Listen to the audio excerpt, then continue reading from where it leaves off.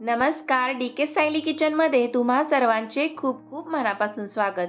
तर आज आपण चविष्ट असे खमंग थालीपीठ बनवणार आहोत. पालेभाज्या एकत्र करून पौष्टिक थालीपीठ आपण इथे बनवणार आहोत. लहान मुले किंवा घरामध्ये मोठ्यांना देखील काही पालेभाज्या आवडत नसतील, तर त्या पालेभाज्या एकत्र करून त्याचे चवदार पौष्टिक थालीपीठ बनवता येते. अगदी सोपी पद्धत आहे. खूप कमी कष्टामध्ये आणि कमी वेळेमध्ये हे थालीपीठ बनते. फ्रीजमध्ये थोड्या थोड्या भाज्या राहत असतात, त्यापासून आपण थालीपीठ बनवू शकतो. लहान मुले आणि मोठेही आवडीने खातील. कधीतरी स्वयंपाकाचा कंटाळा आला असेल तर वेगळी भाजी, चपाती, भाकरी बनवायची गरज नाही. दह्यासोबत, लोणच्यासोबत किंवा असेही नुसते थालीपीठ खायला उत्तम लागते. कसे बनवायचे हे पाहूयात. यासाठी व्हिडिओ जरूर शेवटपर्यंत पहा. चला तर मग आपण रेसिपीला सुरुवात करूयात. थालीपीठासाठी लागणारे वाटण बनवून घ्यायचे आहे. त्यासाठी इथे घेतले आहे 15 ते 20 लसणाच्या पाकळ्या. लसूण जास्त घ्यायचा म्हणजे थालीपीठ चवदार होतात. 1 इंच आल्याचे काप आणि 8 ते 10 हिरव्या ताज्या मिरच्या. आता हे सर्व आपण मिक्सरच्या भांड्यामध्ये काढून घेणार आहोत. आता हे जाडसर वाटून घेऊया. अशा पद्धतीचे वाटण बनवून घ्यायचे आहे. वाटण तयार आहे. पीठ मळायला घेऊयात. थालीपीठासाठी इथे आपण ज्वारीचे पीठ घेत आहोत. 2 वाटी ज्वारीचे पीठ आपल्याला इथे घ्यायचे आहे. 1 वाटी बाजरीचे पीठ घ्यायचे आहे. बाजरीच्या पिठाने थालीपीठ चवदार बनतात. अर्धी वाटी गव्हाचं पीठ घ्यायचं आहे. गव्हाच्या पिठाने थालीपीठाला बाइंडिंग चांगले येते. अर्धी वाटी बेसन पीठ घ्यायचं आहे. बेसन पिठाने थालीपीठ खमंग असे होतात. सर्व पीठ एकाच वाटीने मोजून घेतले आहेत. आता यामध्ये भाज्या घालूयात. 1 कप मेथीची भाजी. भाजी स्वच्छ धुवून चिरून घेतली आहे. 1 कप बारीक चिरलेला कोबी. 1 कप कांद्याची पात घेतलेली आहे. मुठभर कोथिंबीर बारीक चिरलेली. आलं, लसूण, मिरचीचे बनवलेले वाटण. आता यानंतर काही मसाले घालायचे आहेत. 1 टेबलस्पून जिरा पावडर. जिरा पावडर नसेल तर मिरची सोबत जिरे वाटून घेतले तरी चालतील. 1 टेबलस्पून तिखट काळा मसाला. 1 टेबलस्पून काश्मीरी लाल मिरची पावडर. 1 ते 2 टेबलस्पून हळद आणि चवीनुसार मीठ. आता हे मीठ घातल्यानंतर एकजीव असं करून घ्यायचं आहे. सर्व भाज्या आणि मसाले पिठामध्ये चांगले मिक्स करून घ्यायचे, म्हणजे पाण्याचा अंदाज चुकत नाही आणि पीठ पातळ जास्त होत नाही. पाणी न घालता चांगले एकजीव करून घेतलेले आहे. आता थोडे थोडे साधे पाणी घेऊन पीठ मळून घ्यायचं आहे.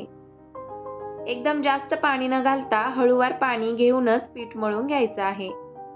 पाहू शकता अशा पद्धतीने पीठ मळून घ्यायचं आहे. भाजणीचे पीठ घरामध्ये नसेल तर अशा पद्धतीने सर्व पिठे एकत्र करून छान थालीपीठ आपण बनवू शकतो. थोडे थोडे हातावर पाणी घेऊनच पीठ इथे मी मळून घेत आहे. तर पाहू शकता अशा पद्धतीने पीठ आपल्याला मळून घ्यायचं आहे. तर पीठ इथे छान मळून झालं आहे. तर पाहू शकता जास्त पातळ किंवा घट्ट नाही असे पीठ थालीपीठासाठी आपण मळून घेतले आहे. आता हे पीठ झाकण ठेवून 10 मिनिटे असेच बाजूला ठेवून देणार आहोत. तर एक 10 मिनिटे पीठ आपण भिजत ठेवूया. 10 मिनिटे झाली आहेत. तर थालीपीठ बनवायला सुरुवात करूयात. दुसरीकडे मध्यम आचेवर पॅन गरम करायला ठेवला आहे. इथे सुती कापड किंवा रुमाल पाण्यामध्ये ओला करून घ्यायचा आणि त्यावर नंतर थोडे पाणी शिंपडायचे, म्हणजे थालीपीठ तव्यावर टाकताना पटकन निघते. आपल्या आवडीनुसार छोटे मोठे थालीपीठ आपण बनवू शकतो. पाण्याचा हात घेऊन हलक्या हाताने थालीपीठ असे बनवून घ्यायचे. शेवटी पांढरे तीळ भुरभुरायचे आणि पुन्हा हाताने थोडे असे थापून घ्यायचे, म्हणजे तीळ चिकटतात. तीळ लावले की ते दिसायला छान दिसतं आणि चवीला पण मस्त लागतात. बोटाने असे होल पाडायची, म्हणजे थालीपीठ खमंग भाजली जातात. चला थालीपीठ भाजून घेऊ. तुम्ही पाहताय अशा पद्धतीने रुमाल उचलून घ्यायचा आणि तेल लावून गरम केलेल्या तव्यावर असे थालीपीठ टाकायचे. हळूवार रुमाल अशा पद्धतीने काढून घ्यायचा. मीडियम टू हाय फ्लेमवरती थालीपीठ आपल्याला भाजून घ्यायचे आहेत. वरून तेल सोडायचं आणि दोन्ही बाजूने खमंग भाजून घ्यायचं. रंग छान आलेला आहे. जास्त लाल तिखट वापरलं तर थालीपीठाचा रंग बदलतो. खमंग असे भाजून झाले आहे. एका प्लेटमध्ये काढून घेऊ. अशाच पद्धतीने आणखी थालीपीठ बनवून घेऊयात. तुम्ही तुमच्या आवडीप्रमाणे भाज्या थालीपीठामध्ये कमी जास्त घेऊ शकता. पालक पण तुम्ही घेऊ शकता. तसेच बारीक चिरलेला कांदा किंवा लसणाची कोवळी पात याने थालीपीठ पौष्टिक तर होतेच आणि चवदारही लागते. थालीपीठ अतिशय सुंदर बनत आहे. यावर लोणी घातलं तर आपले लोणी धपाटे आणखीनच भारी लागतील. अशाच पद्धतीने थालीपीठ आपल्याला तव्यावर घालून घ्यायचं आहे आणि खमंग असं भाजून घ्यायचं आहे. उसळ, दही, लोणचं, सॉस यासोबत तुम्ही हे धपाटे खाऊ शकता. आमच्याकडे धपाटे देखील बोलतात. तर अशाच पद्धतीने सर्व थालीपीठ आपल्याला बनवून घ्यायचे आहेत. तर पाहू शकता किती सुंदर असा रंग थालीपीठांना आला आहे. अशाच पद्धतीने आपण सर्व धपाटे बनवून घेणार आहोत. तेल सोडून दोन्ही बाजूने मीडियम टू हाय फ्लेमवरती थालीपीठ आपल्याला खमंग असे भाजून घ्यायचे आहेत आणि गरम गरम थालीपीठ सर्व करायचे आहेत. अशा पद्धतीने थालीपीठ आपले बनून तयार आहेत.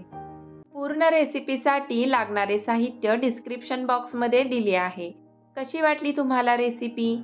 तुम्ही बनवलेल्या थालीपीठाचे फोटो शेअर करायला विसरू नका. व्हिडिओला लाईक आणि शेअर करा. या चॅनेलवर नवीन असाल तर जरूर सबस्क्राईब करा.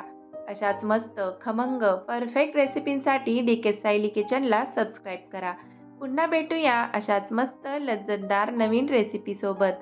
हा व्हिडिओ पाहिल्याबद्दल मनापासून आभार.